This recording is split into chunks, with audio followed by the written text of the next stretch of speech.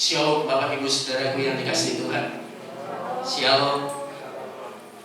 Rasanya saya perlu mengatakan ini. Bapak Ibu Saudara, jangan bosan lihat saya di sini ya. Karena baru seminggu yang saya, atau 2 minggu yang lalu saya baru ada bersama Bapak Ibu di sini, dan sekarang ada lagi. Tolong jangan bilang dia lagi.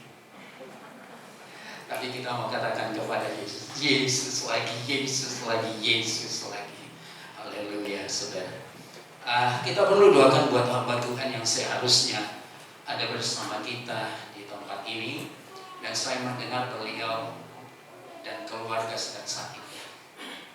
Apa yang saya rasakan beberapa minggu yang lalu ternyata dirasakan oleh hamba Tuhan ini. Dan saya dengar mereka juga diopnam. Ada beberapa dari keluarga atau rumah tangga hamba Tuhan ini. Saudara, kita akan bawa dalam doa kita supaya mereka dipulihkan. Ya, saya sudah rasakan saudara menderita luar biasa. Dan ketika pada tahap kritis itu, saudara, rasanya paling enak tutup mata. Tutup mata dengan orang di sebelah kita lagi cerita. Ada orang lagi ngobrol dan kita tutup mata saja. Saya tidak tahu kenapa itu, saudara. Dan dokter bilang sama saya, Pak, jangan tutup mata. Lalu saya berpikir, apakah saya sudah mau mati ini? Dokter bilang jangan tutup mata. Dan itu, saudara, terngiang di kuping saya. Dan ketika saya mulai enak tutup mata, jadi buka, saudara. Ya, saya nggak tahu apa karena itu kebablasan, laju sepanjang malam juga nggak tidur. Tapi yang jelas bukan karena itu, karena ada gangguan kesehatan. Jadi kita doakan beliau dan keluarganya supaya Tuhan akan memulihkan. Baik, Bapak Ibu Saudaraku yang dikasih oleh Tuhan, saya boleh nyapa secara khusus dulu ya. Sahabat lama saya ada di sini, ada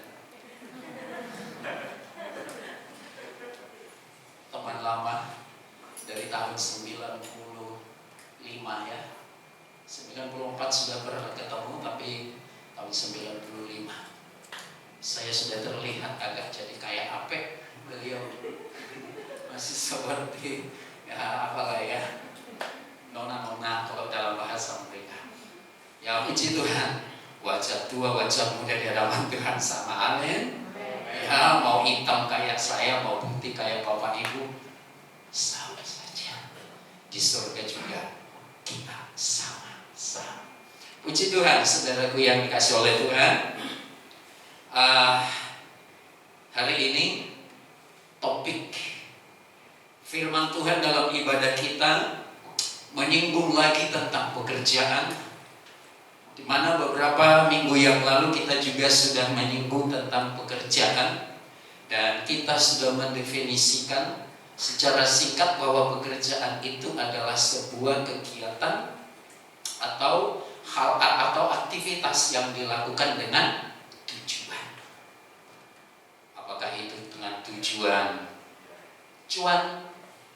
Apakah itu dengan tujuan karena tugas?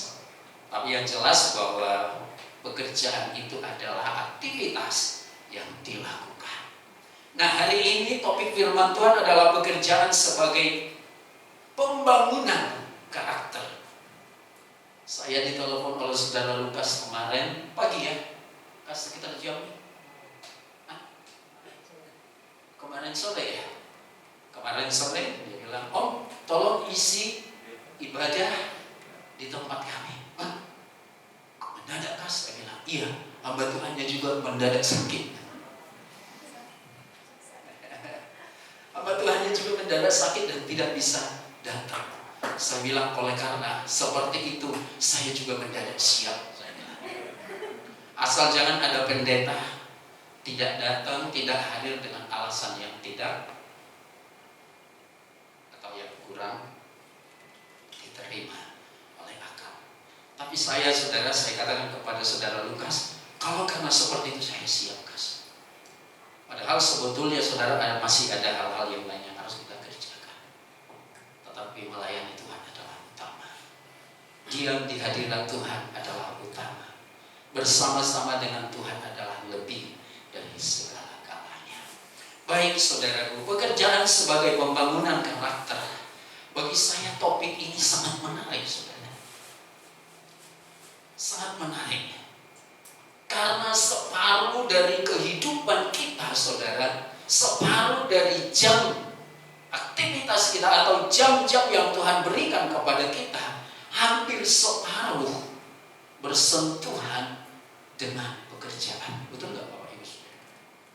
Betul. PNS harus bekerja selama 6 kayaknya kalau PNS. Bilang penting 2-3 jam. Kalau karyawan saudara bekerja sampai 8 jam. Satu hari cuma berapa jam saudara? 24. Satu hari 1 malam. Tapi kalau satu hari cuma ada 12 jam. Jadi kalau kita mau bagi saudara, pekerja atau pekerjaan yang kita lakukan selama 12 jam itu lebih kurang 8 jam. Jadi sangat banyak waktu yang kita pakai untuk melakukan sebuah pekerjaan. Dan ternyata saudaraku, Tuhan sangat tertarik juga dengan itu. Sehingga dia pakai hambanya untuk menjadikan itu sebuah topik penyampaian firman Tuhan. Bahwa pekerjaan sebagai pembangunan karakter.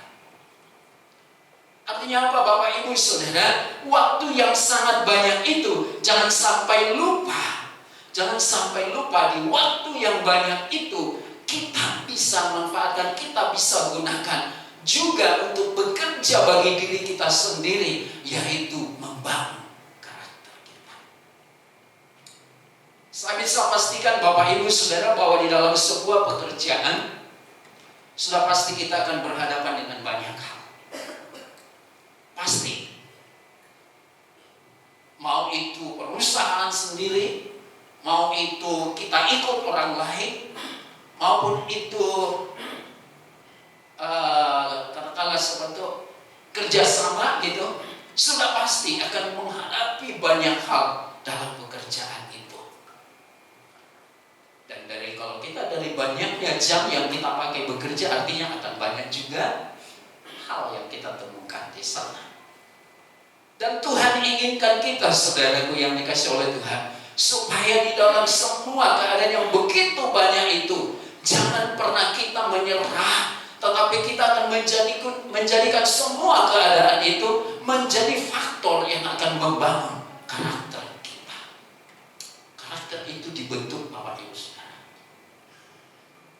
Ya, yang kita bawa adalah sifat.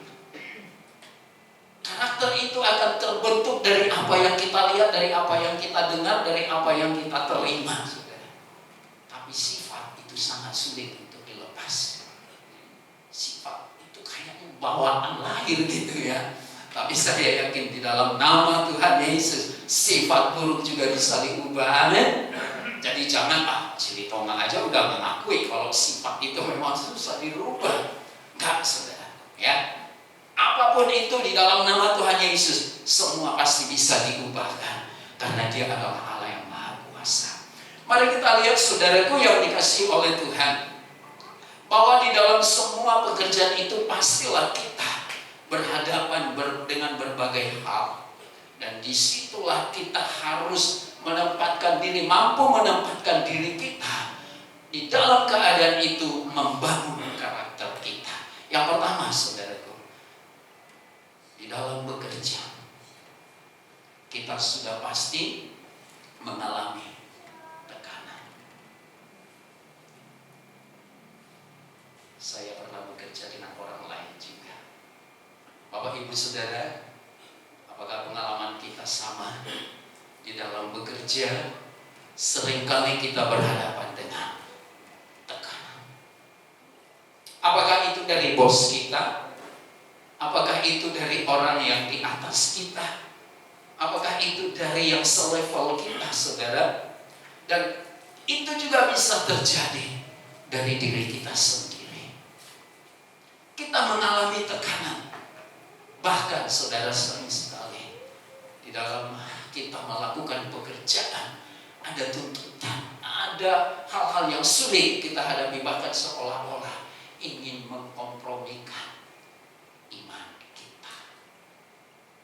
Seolah-olah kita dipaksa untuk berkata, turut saja, nggak apa-apa. Padahal kita sudah tahu di situ ada hal-hal yang tidak bisa kita kompromikan. Ada juga kadang saudaraku yang dikasih oleh Tuhan, tekanan kita alami karena tanggung jawab yang besar yang menuntut kita seolah-olah harus melakukan di atas atau di luar kemampuan kita, sehingga ada banyak orang bekerja stres. Nah, malam hari ini kita tidak mau kita umat Tuhan stres di dalam melakukan pekerjaan walau ada banyak tekanan. Saya mau menyampaikan ini kepada kita saudara sesuai dengan apa yang sudah digariskan bagi kita pada malam hari ini saudara. Tekanan saat kita harus mengerjakan yang seolah melebihi kekuatan kita, bahkan seolah kita harus mengkompromikan iman kita. Ini menimbulkan atau membentuk karakter kita menjadi seorang yang tekun. Kalau kita menanggapi, kalau kita tetap berjuang, situasi tekanan yang seperti itu akan membentuk karakter kita menjadi seorang yang tekun. Yang tekun artinya apa saudara? Tidak berhenti untuk melakukan. Amin. Banyak kali orang saudaraku menjadi gagal karena apa? Karena tidak lagi malah melakukan. Karakternya menjadi memble saudara. Ketika ada tekanan, ia menjadi mundur dan menjadi takut. Karena apa saudara? Karena tidak mau membangun karakternya. Tapi malam hari ini saudara, tekanan yang seperti itu akan membentuk kita untuk membangun karakter ketekunan dan bertanggung jawab. Tidak melempar tanggung jawab, tetapi kita berani untuk mengambil tanggung jawab. Mari coba saudaraku buka di dalam Yakobus 1 ayat 2 sampai 4. Tolong Lukas bantu Om. Yakobus 1 ayat 2 sampai 4. Kita baca sama-sama 2 ya.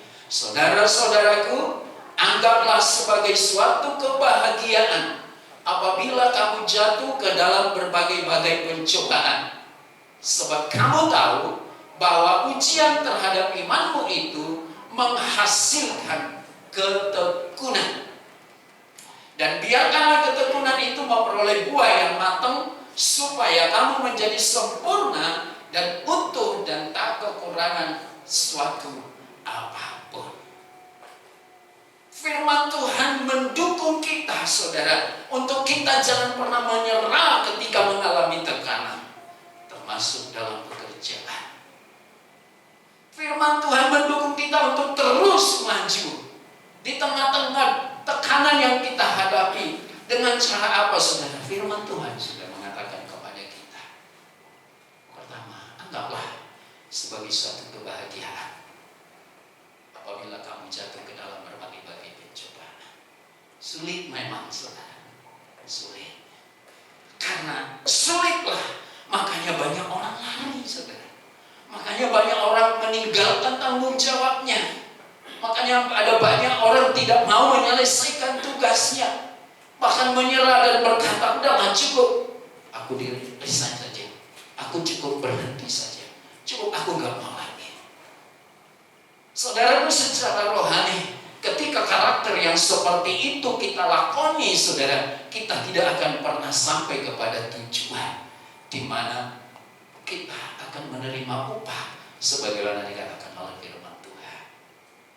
Seorang pekerja yang mundur saudara, dia tidak akan pernah dapat penghargaan.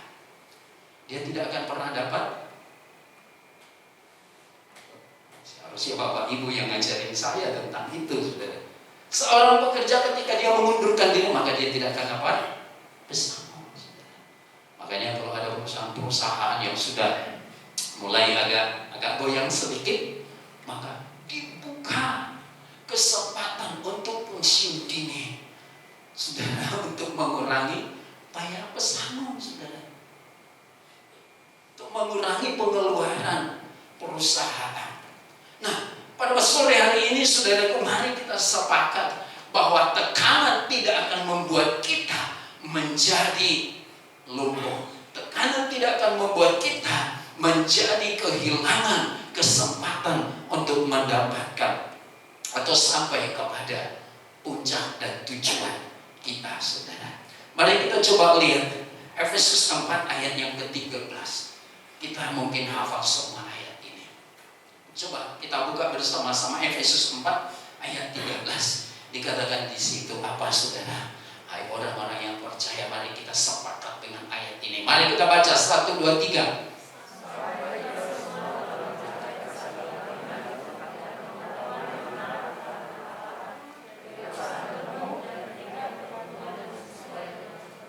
Iya. Jadi tekanan yang terus kita hadapi dengan sebuah tekad, dengan sebuah iman akan membawa kita kepada tingkat pertumbuhan yang sesuai dengan kepenuhan Kristus. Saya boleh mengatakan tidak ada kedewasaan rohani tanpa tekanan. Tidak akan ada pertumbuhan rohani tanpa tekanan. Tidak akan pernah ada pencapaian tujuan tanpa ada sebuah perjuangan. Satu ayat untuk hal ini. Mari kita buka Roma pasalnya yang kelima ayat 3 sampai 5, saudara. Coba kita lihat apa kata firman Tuhan. 1, 2, 3 baca. Dan bukan hanya itu saja, kita malah bermegah juga dalam kesengsaraan kita, karena kita tahu bahwa kesengsaraan itu menimbulkan, amin, saudara. Secara rohani pun, saudara, bahwa tekanan tidak akan membuat kita bisa kehilangan yang lebih berarti dalam kehidupan kita, asalkan kita mau membangun diri kita, saudara. Kesengsaraan sekalipun akan menimbulkan ketekunan bagi kita. Jadi kalau saya pernah mengatakan begini, Bapak Ibu Saudara, kalau ada pendeta bilang ikut Tuhan itu tidak ada persoalan. Ikut Tuhan tidak akan sakit. Ikut Tuhan itu tidak hutang. Ikut Tuhan itu enggak bangkrut. Ikut Tuhan itu enggak jantung. Saudaraku yang dikasihi oleh Tuhan, saya mau mengatakan bagi kita bahwa semua itu bisa terjadi, tetapi itu tidak akan membuat kita kehilangan hak istimewa kita dalam Tuhan kita Yesus Kristus. Semua itu terjadi untuk menyatakan kuasa Tuhan dalam kehidupan kita. Sehingga apapun yang terjadi, saudaraku, jangan pernah mundur, maju terus di dalam Tuhan. Tadi saya menyampaikan firman Tuhan di tempat saya. Paulus mengatakan begini, apa yang kau miliki, apa yang ada padaku, kuanggap sampah karena pengenalanku akan Kristus. Karena pengenalanku akan Kristus. Kita tahu, saudara, apa yang pernah ada di dalam kehidupan Paulus, saudara. Coba, ada yang bisa menyampaikan apa? Ada yang bisa menyebutkan apa yang pernah ada dalam kehidupan Paulus sebelum dia menjadi Paulus? Pada saat dia masih Saulus, saudara. Saudara, dia adalah seorang pengajar yang hebat dan luar biasa. Dia adalah seorang guru yang luar biasa, ahli dalam agama Yahudi. Katakan dia adalah seorang ahli Taurat. Lalu suatu saat ketika dia mengenal Tuhan, ketika dia mengenal Yesus dan menerima Yesus, gak gampang juga, saudara, pada waktu itu. Di sebuah perjalanan pekerjaannya, saudara, Yesus datang sama dia. Saulus, kenapa engkau menganiaya aku? Saudara tahu apa yang terjadi pada waktu itu? Saulus jatuh tersungkur dan buta. Dia juga di dalam dirinya ada pengalaman yang luar biasa, karena dia berhasil untuk mencegah orang datang kepada Yesus. dia adalah antikris. Aku katakan seperti itu. Ketika dia mendengar si A mau datang kepada Yesus, mau terima Yesus, maka dia akan berusaha dengan cara apapun supaya orang itu nggak datang sama Yesus. Dan luar biasa keahlian-keahlian yang dimiliki oleh Saulus. Tetapi ketika dia mengenal Yesus, tekanan semua dialaminya. Dia mengatakan, "Kuanggap sampah semua karena pengenalanku akan Kristus." Sampah adalah sesuatu yang tidak berarti. Tetapi saya mau mengatakan kepada kita, bukan saja yang seperti itu yang dimaksud oleh Paulus dalam penyampaiannya. Kuanggap sampah. Tetapi Paulus ingin menyampaikan, saudara, segala hal yang menghalangi kita datang kepada Tuhan harus kita anggap sampah, atau sesuatu yang tidak bermanfaat, atau sesuatu yang tidak lagi dibutuhkan dalam kehidupan kita ketika kita mau mengenal Tuhan, ketika kita mau mengikut Yesus. Lalu semenjak dari itu, saudara, nama Saulus menjadi Paulus. Dalam tekanan malah ia berubah menjadi Paulus. Dan saudaraku yang dikasihi oleh Tuhan, kita pun dalam tekanan kita harus berubah menjadi lebih berkenan kepada Tuhan. Kita harus berubah menjadi lebih berkenan kepada Tuhan. Kita sudah baca tadi ya, Roma 5 itu ya, sudah baca ya. Luar biasa. Saya mau yang terakhir ini, saudara. Kesengsaraan itu menimbulkan ketekunan. Saulus menjadi Paulus. Di tengah kesengsaraannya, ancaman yang luar biasa, dia belajar menjadikan itu sebuah hal yang akan melahirkan ketekunan dalam hidupnya. Itu yang harus pertama dalam kehidupan kita, saudaraku. Terbentuknya karakter tekun dan bertanggung jawab dari sebuah tekanan. Yang kedua, saudaraku yang dikasihi oleh Tuhan, kita akan lihat di Yakobus 1 ayat 5-8, kita akan melihat, saudaraku, bahwa situasi itu akan menimbulkan karakter yang baru lagi dalam kehidupan kita. Coba kita buka Yakobus 1 ayat 5-8. Satu kita baca bareng-bareng. 1, 2, iya.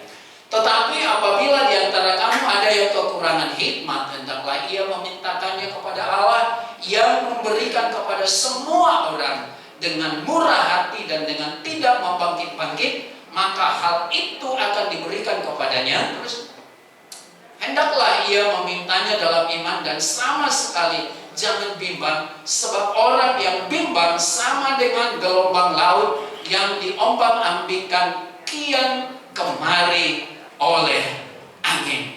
Yang kedua, saudaraku yang dikasihi oleh Tuhan, kita lihat bahwa di dalam sebuah pekerjaan sudah pasti ada masalah. Tadi tekanan, sekarang masalah. Yang pertama adalah tekanan, yang kedua adalah masalah. Tetapi ketika kita berhasil, saudaraku, untuk tetap bertekun mengatasi dan menjalani sebuah masalah dalam kehidupan kita, dan itu akan membuat kita menjadi orang yang terbentuk, yang karakternya terbangun menjadi seorang yang berhikmat. Kebanyakan orang, saudaraku, ketika sudah berhadapan dengan masalah, maka yang dilakukan adalah lari, menyerah, dan tidak lagi mencari sebuah jalan keluar atau solusi dari masalah. Sehingga apa yang terjadi, saudaraku yang dikasih oleh Tuhan, itu yang saya bilang tadi, bahwa terlalu banyak orang sudahlah berhenti saja dan lain sebagainya. Sudahlah, bos saya sudah nggak suka dengan saya karena banyak masalah. Saudara, saya bisa bayangkan kalau kita bekerja dengan orang lain dan sampai kepada situasi yang seperti ini. Terkadang memang saudara, kita mau bela diri, mau bela harga diri, kita mau membenarkan diri dan lain sebagainya, dan kita tidak lagi menempatkan diri kita kepada sebuah struktural atau kepada otoritas atasan kita, dan mulai kita membela diri dan tidak menyelesaikan sebuah masalah. Banyak saudaraku yang menjadi contoh dalam hal ini, dan saya serta kita semuanya, saudara yang dikasih oleh Tuhan, ketika kita siap terus berjuang di tengah masalah untuk mencapai sebuah tujuan di dalam pekerjaan, maka saya yakin saudara, karakter hikmat kita akan bertambah, itu pasti. Hikmat kita, pengetahuan kita di dalam mengembangkan, dalam mengerjakan, dalam mengatasi masalah-masalah di dalam pekerjaan kita akan semakin mudah. Itu pasti saudara. Ketika kita berhasil mengatasi sebuah masalah, maka akan lebih mudah bagi kita berhadapan dengan masalah yang lain, saudara. Ketika kita berhasil menghadapi sebuah masalah, maka akan lebih enjoy kita untuk menyelesaikan masalah yang lain. Tetapi saya bisa pastikan, jikalau karakter kita tidak pernah mau berjuang, tidak pernah mau membangun menjadi karakter yang berhikmat, maka seperti itulah kita tidak akan pernah berani. Kita akan terus menjadi seorang yang katakanlah ingin berhasil, tetapi tanpa perjuangan. Ingin berhikmat, ingin berkarakter, tetapi tanpa perjuangan. Mari kita baca saudaraku sebuah ayat untuk hal ini yang akan memberkati kita. Efesus 5 ayat 15 sampai yang 17. Apa dikatakan sama saudara? Coba kita lihat. Karena itu perhatikanlah dengan seksama. Saya dan saudara yang menghadapi masalah di dalam sebuah pekerjaan, firman Tuhan mengajar kita, firman Tuhan mendidik kita supaya kita memperhatikan dengan seksama. Artinya apa saudara? Bahwa kita tidak akan mundur karena sebuah masalah. Bagaimana kamu hidup? Janganlah seperti orang bebal. Ini orang bebal artinya apa nih Bapak Ibu Saudara? Orang yang tidak mau diajar. Orang bebal itu orang yang sudah tidak mau lagi berubah. Orang bebal itu orang yang sudah tidak mau lagi menerima pengajaran dari firman Tuhan. Mendengar senang, saudara. Mendengar firman Tuhan senang, tapi sudah tidak lagi mau berubah. Itulah orang bebal. Bagaimana kamu hidup? Janganlah seperti orang bebal, tetapi seperti orang arif. Orang arif, kalau di bahasa Indonesia saudara, adalah orang berhikmat, orang yang seperti dulu Pak Gus Dur ngomongin sangat berhikmat dan arif. Kira-kira gambarannya seperti itu saudara. Orang yang betul-betul bisa menjadi orang yang menyelesaikan sebuah masalah. Terus, dan pergunakanlah waktu yang ada karena hari-hari ini adalah jahat. Nah, saudaraku perhatikan, saya mengatakan tadi bahwa kita tidak boleh lari dari sebuah masalah. Ayat ini perhatikan saudara, karena hari-hari ini kan bertambah jahat, saudara. Hari-hari ini kan bertambah jahat. Dalam pekerjaan-pekerjaan pun akan semakin banyak persoalan. Jadi kalau kita tidak mau memang berdiri menghadapinya saudara, kita menerima risiko sendiri. Dikatakan dalam ayat ini, dan pergunakanlah waktu yang ada, karena hari-hari ini adalah jahat. Hari-hari ini adalah jahat, menimbulkan dan di sana banyak masalah saudara. Sehingga kita perlu menjadi orang arif. Kita perlu membangun sebuah karakter di dalam hal ini, yaitu hikmat. orang yang berhikmat. Karakter hikmat terbangun dalam sebuah pekerjaan yang memiliki masalah. Dan ini pasti menjadi bagian setiap orang. Hikmat akan menjadi setiap orang yang mau terus berjuang dalam kebenaran untuk menghadapi persoalan, untuk menghadapi masalahnya, saudara. Yang pertama tadi apa, saudara? Karakter apa yang kita dapat? Apa? Karakter ketekunan, sifat atau bagian dari kebiasaan kita menjadi seorang yang tekun. Terus apa lagi? Hikmat nomor 2. Sekarang kita lihat nomor 3. Ayat 19 sampai 20 dari Yakobus, saudara. Kita akan melihat dalam dunia kerja akan membuat kita bersentuhan dengan orang banyak, saudara. Dalam dunia pekerjaan sudah pasti kita akan berhadapan dengan orang banyak. Dan barangkali kita sadar betul kalau sudah berhadapan dengan orang banyak, di situ ada orang yang suka dipuji, di situ ada orang yang tukang ngelusi, di situ ada orang yang suka ngebanding-bandingin, di situ ada banyak orang yang suka ngambil hati, di situ ada banyak orang yang mencoba bermuka dua. Dan bayangkan, saudara, bahwa keadaan seperti itu setiap hari kita berhadapan. Sehingga Tuhan sangat menginginkan kita, saudara, supaya dalam waktu yang banyak itu, yang berhadapan dengan orang banyak itu, kita tidak tenggelam dalam keadaan itu. Kita tidak tenggelam dan hanyut dalam situasi yang terjadi dengan keadaan orang banyak itu. Tetapi Tuhan menginginkan kita, saudara, di situ pun terbangun sebuah karakter kita.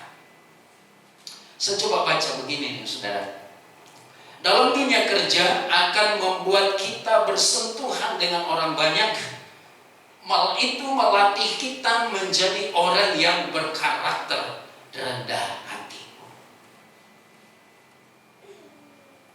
Ketika kita berhadapan dengan orang banyak, di situ ada orang sukses, setengah bendera, setengah tiang bendera, gitu ya. Di situ ada orang yang betul-betul tidak suka dengan kita, ada yang suka dengan kita, setengah suka, ada, saudara. Dan itu sudah pasti tidak enak untuk ada di dalamnya, itu enggak, saudara? Sudah pasti enggak nyaman ada di sana. Ketika kita bersama-sama dengan orang yang suka ngegosipin, pasti enggak enak di sana, saudara. Ketika kita ada dengan orang yang suka ngambil muka dengan atasan, sudah pasti nggak enak di sana, saudaraku yang dikasih oleh Tuhan. Tetapi apakah kita harus lari dari sana? Tidak. Tuhan mau kita ada tetap di sana dan belajar untuk membangun karakter kita menjadi seorang yang rendah hati, menjadi seorang yang rendah. Kita nggak pusing apa kata orang, tetapi kita tetap melakukan bagian kita dengan rendah hati. Kita tidak kecewa dengan atasan yang sedikit lebih melirik kepada teman kita. Kita nggak ambil pusing ketika teman kita seperti lebih berbahagia daripada kita dengan dapat pekerjaan yang sama. Tetapi yang kita lakukan apa, saudaraku yang dikasih oleh Tuhan? Belajar membentuk diri sehingga karakter kerendahan hati pun terbangun di dalam kehidupan kita. Saudara-saudaraku yang dikasih oleh Tuhan, sering sekali di dalam keadaan yang seperti ini kita mulai mengasihi diri, ya kan? Mulai mengasihi diri kita. Kita mulai berpikir, aduh, kok aku direndahkan di situ. Aduh, kok aku sepertinya tidak dihargai di sana. Aduh, sepertinya aku nggak punya kesempatan untuk lebih baik di sana. Saudaraku, itu memang pasti ada di dalam pikiran kita. Tetapi jangan lari dari sebuah tanggung jawab kita dari dalam pekerjaan.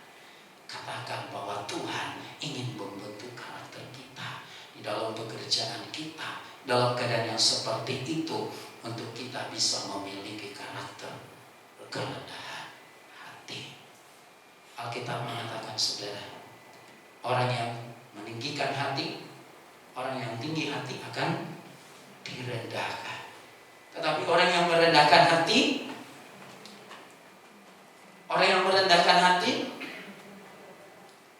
apa karena maskernya barangkali ya, jadi nyaring suaranya, saudara. Padahal yang kita perkatakan firman Tuhan gitu ya. Coba kalau pakai masker lebih kencang ngomongnya, saudara. Ya. Orang yang meninggikan diri akan, orang yang merendahkan diri akan. Amin. Katakan amin, saudara. Supaya kita yakin dengan keputusan kita bahwa di dunia pekerjaan pun, dalam keadaan yang seperti apapun, Tuhan menginginkan kita untuk tetap ada di sana, membentuk karakter, membangun karakter kita. Kita tidak lari dari kelihatan yang di bawah kita seperti lebih sejahtera. Kita tidak iri ketika bos kita seperti lebih memperhatikan yang lebih muda. Yang kayak Muslim itu udah mulai disingkirkan. Kan, saudara. Tetapi mari, saudara, di situ kita diinginkan oleh Tuhan. Jangan pernah lari, tetapi tetaplah kerjakan bagian kita, lakukan tanggung jawab kita, sehingga kita mendapatkan pembentukan karakter kerendahan hati, supaya Tuhan meninggikan kita, supaya Tuhan mengangkat kita, supaya tangannya yang ajaib membawa kita kepada kehendak dan rencananya. Saudaraku yang dikasihi oleh Tuhan, sebagai jemaat, sebagai anak-anak Tuhan, Tuhan menginginkan kita, saudara, semua karakter, semua yang kita dapat dari setiap pembentukan dari yang kita alami sebagai anak Tuhan, tentunya karakter Kristuslah yang kita inginkan.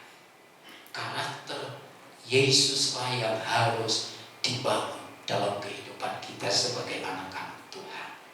Kalau tadi kita berbicara tentang dunia kerja, di mana kita harus tetap dan selalu ada di sana dan tidak boleh lari dari sebuah tanggung jawab, karena di sana Tuhan ingin membentuk karakter kita menjadi seorang pekerja yang luar biasa dan yang berkenan kepada Tuhan. Dan sebagai anak-anak Tuhan, karakter Kristus haruslah menjadi tujuan kita. Ada 3 langkah praktis yang harus kita ikuti bersama-sama, yang harus kita terima bersama-sama sebagai kebenaran mutlak untuk membawa kita memiliki karakter Kristus. Karena hanya yang siap seperti Yesus yang akan bersama-sama dengan Dia. Saudaraku, Yesus adalah idola kita. Karakter Kristus adalah karakter yang sempurna. Dan bayangkan, saudara, Dia yang sempurna tidak akan pernah mau dengan orang yang tidak mau belajar, yang tidak mau mengejar, dan yang tidak mau untuk seperti Yesus. Tetapi Tuhan sangat menyenangi semua orang yang berjuang, semua orang yang tetap bekerja untuk menjadi seperti Yesus. Mari kita lihat, saudaraku, langkah praktis untuk membangun karakter Kristus dalam kehidupan kita sebagai jemaat. Yang pertama, saudaraku yang dikasihi oleh Tuhan, kita harus mengalami lahir baru. Oh, aku sudah lahir baru, Om. Aku Aku sudah mengaku Yesus adalah Tuhan dan Juru Selamatku. Kan itu lahir barunya? Tidak, saudara. Aku sudah dibaptis, dan aku sudah lahir baru.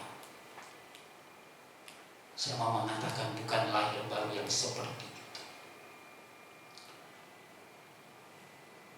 tetapi yang dimaksud oleh firman Tuhan, lahir baru adalah orang yang memiliki Kristus. Ada banyak orang, saudaraku, ada di gereja hanya karena ingin sebuah identitas. Ada orang di gereja hanya karena ingin ada yang bertanggung jawab. Ada orang juga di gereja karena ada kesempatan-kesempatan yang ia bisa dapat untuk sebuah keuntungan.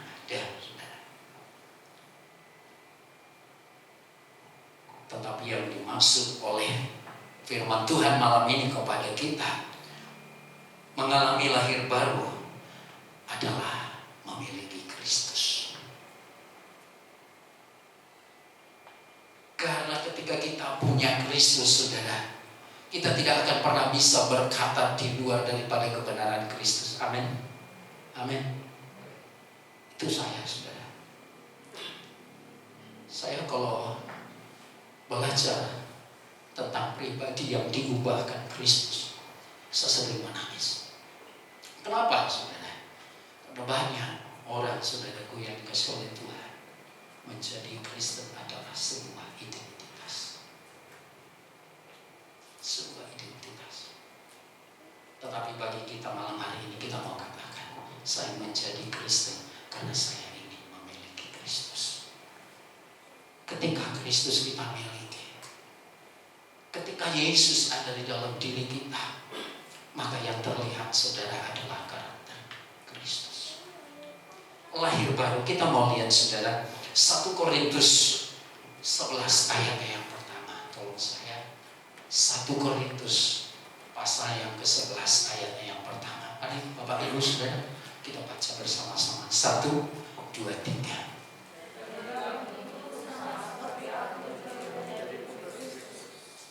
Luar biasa, saudara.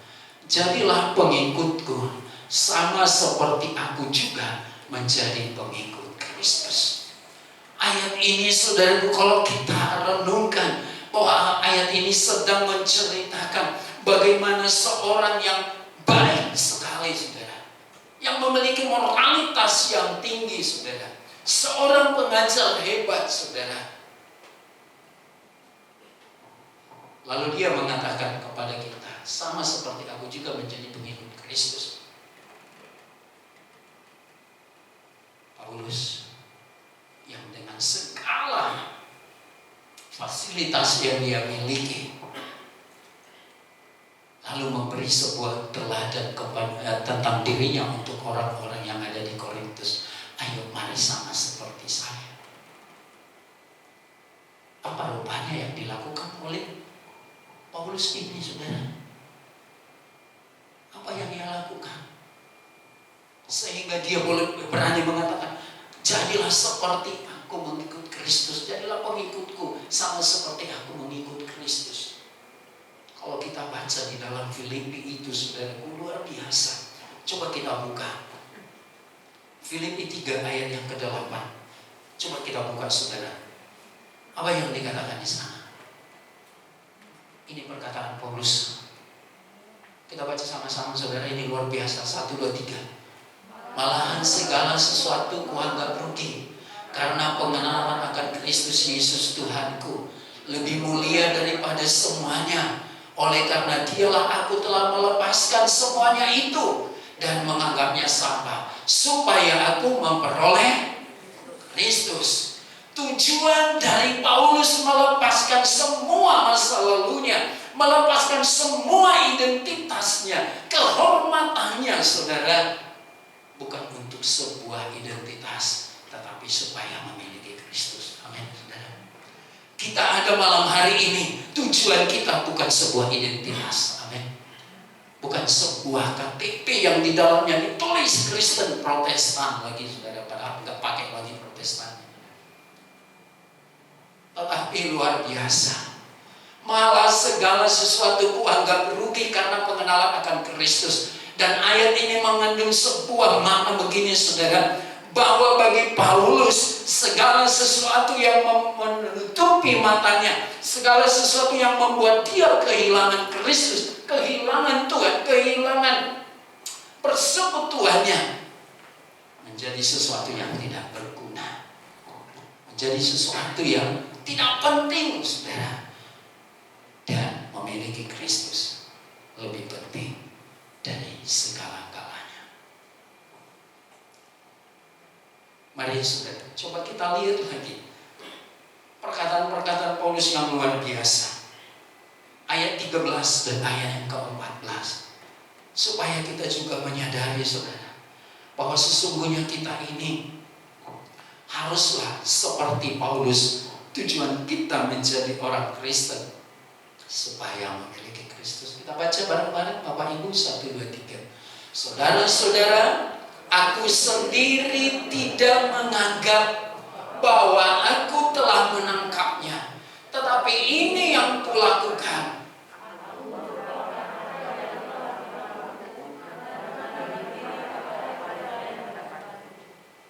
Dan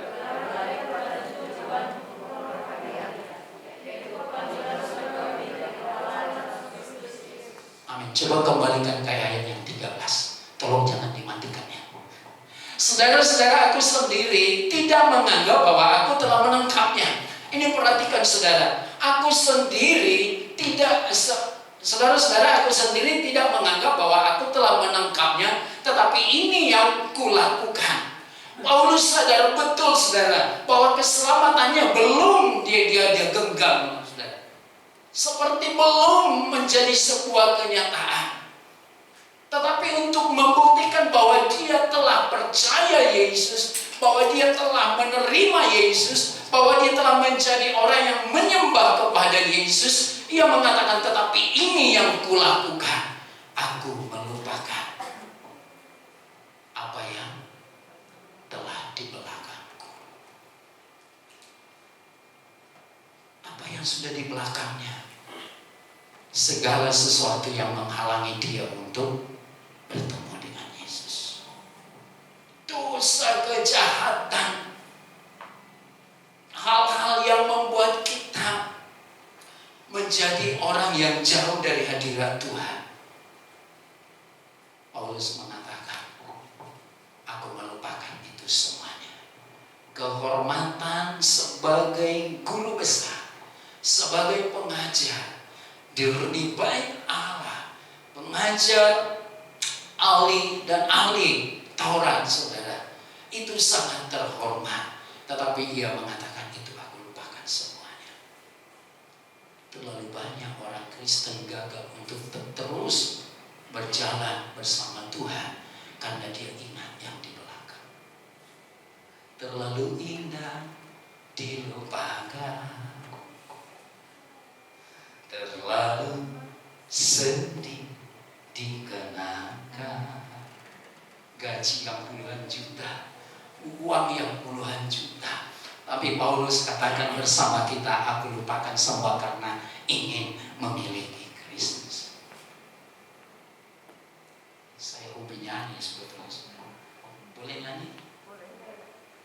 Bayar berapa?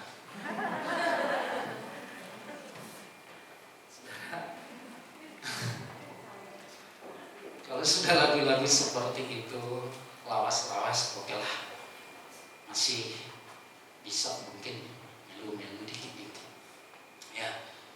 Dan Paulus mengatakan, saudara, semua kulupakan. Boleh tampilkan lagi, saudara, supaya kami bisa melihat semua. Boleh tampilkan lagi. Telah menangkapnya, tetapi ini yang kulakukan, aku melupakan apa yang telah di belakangku dan mengarahkan diri kepada apa yang di hadapanku.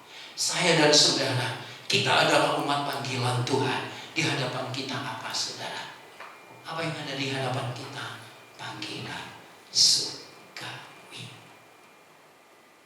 Ayat 14, kita baca sekali lagi.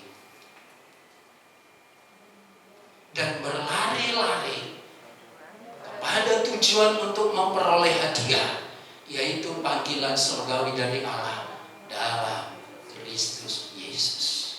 Yang dilakukan oleh Paulus melupakan masa lalunya sebagai untuk membuktikan kehidupan atau lahir baru yang telah ia tempuh, dan berlari kepada tujuan untuk memperoleh hadiah, yaitu panggilan surgawi. Itu yang pertama, saudaraku yang dikasih oleh Tuhan. Terus praktis yang kedua, untuk kita bisa menerima atau seperti karakter Kristus, saudaraku yang dikasih oleh Tuhan, mengenal kebenaran Alkitab. Melalui pengenalan kebenaran Alkitabiah akan membuat kita meneladani karakter Kristus dalam kehidupan kita. Bagaimana kita bisa mengenali kebenaran Alkitabiah? Sudah pasti membaca firman Tuhan mutlak wajib bagi kita. Membaca firman Tuhan wajib bagi kita ketika kita ingin mengenal kebenaran yang Alkitabiah. Karena semakin banyak kita memiliki kebenaran Alkitab, akan semakin luas area yang dibukakan oleh Tuhan kepada kita tentang dirinya. Amin. Semakin banyak saya mengenal Lukas, secara otomatis dia juga akan semakin banyak menceritakan dirinya kepada saya, menunjukkan dirinya kepada saya. Yang kedua, saudara, bagaimana kita bisa mengenal kebenaran Alkitabiah? Mempercayai firman Tuhan. Percaya firman Tuhan. Percaya itu seperti apa, saudara? Mempercayai, yakin yang belum terlihat, yang belum terjadi, tetapi ada dalam janji Tuhan. Percaya firman Tuhan sama dengan beriman kepada Tuhan. Ibrani mengatakan kepada kita, iman adalah landasan dan dasar dari segala sesuatu yang kita lihat dan yang kita percaya. Dasarnya itu. Dan yang bagian yang ketiga, bagaimana kita bisa mengenal kebenaran yang Alkitabiah? Yang ketiga, saudara, melakukan firman Allah dengan setia. Kalau tadi kita baca berbicara tentang ketekunan. Kalau kita mau mencapai karakter Kristus, kita harus menjadi pelaku firman Tuhan. Kita harus melakukan dengan setia firman Tuhan. Kayaknya sudah 45 menit hampir ini, saudara. Oke, gak apa-apa. Bagian yang ketiga, saudaraku yang dikasih oleh Tuhan, langkah praktis yang membangun karakter Kristus dalam kehidupan kita. Yang ketiga, mengagumi Tuhan dalam kehidupan kita. Mengagumi pribadi Yesus dalam kehidupan kita. Atau bahasa kerennya barangkali, mengidolakan Tuhan dalam kehidupan kita. Saya masih ingat dengan band yang dari Korea yang FM4 itu apa? Hah? Ya, ada dulu yang dari Korea itu, yang keren-keren itu loh, yang anak-anak remaja pada gila-gila. Itu di zaman kami ya. Nah, saudaraku, banyak anak-anak Indonesia mengidolakan. Ya kan? Luar biasa. Waduh, gila-gilaan remaja-remaja Indonesia mengidolakan mereka, artis Korea. luar biasa, saudara. Nah, saya tidak ingin memberitakan tentang artis Korea itu, tetapi bagaimana mereka mengidolakan itu, saudara. Nah, dan kita ingin belajar dari situ bahwa mengidolakan seseorang seolah-olah tidak ada lagi yang lebih daripada dia. Dialah yang lebih cantik, dialah yang lebih cakap, dialah segala-galanya. Orang akan bisa berkata, kaulah bintangku, kaulah bulanku. Karena apa, saudara? Karena dia mengidolakan. Nah, pada malam hari ini, saudaraku, sangat penting bagi kita untuk menjadi anak-anak Tuhan yang mengidolakan Tuhan, yang menjadikan Tuhan satu-satunya, bukan salah satu. Oke? Menjadikan Kristus satu-satunya dan bukan salah satu. Kalau cara dunia mengidolakan seseorang, dia akan mengatakan, oh, salah satu dari idola saya. Tapi yang dimaksud oleh firman Tuhan malam ini kepada kita, supaya kita bisa membangun karakter Kristus dalam kehidupan kita, kita harus menjadikan Kristus adalah idola kita. Kita harus menempatkan dia dan tidak ada yang seperti dia. Kita harus mengakui Yesus dan tidak ada yang seperti dia. Dialah Tuhan yang sempurna, dialah Tuhan yang ajaib, dialah Tuhan yang perkasa, dialah Tuhan yang mulia, dialah Tuhan yang sanggup melakukan segala perkara. Mari kita, saudaraku, memberikan sebuah respon terhadap kerinduan Tuhan bagi kita malam hari ini, supaya kita memiliki atau mampu membangun karakter Kristus dalam kehidupan kita. Tuhan memberkati saudara. Tuhan menolong kita semuanya. Saudara boleh tutup Alkitabnya, saudara boleh tutup HP-nya, tetapi saya mau kita buka hati. Mari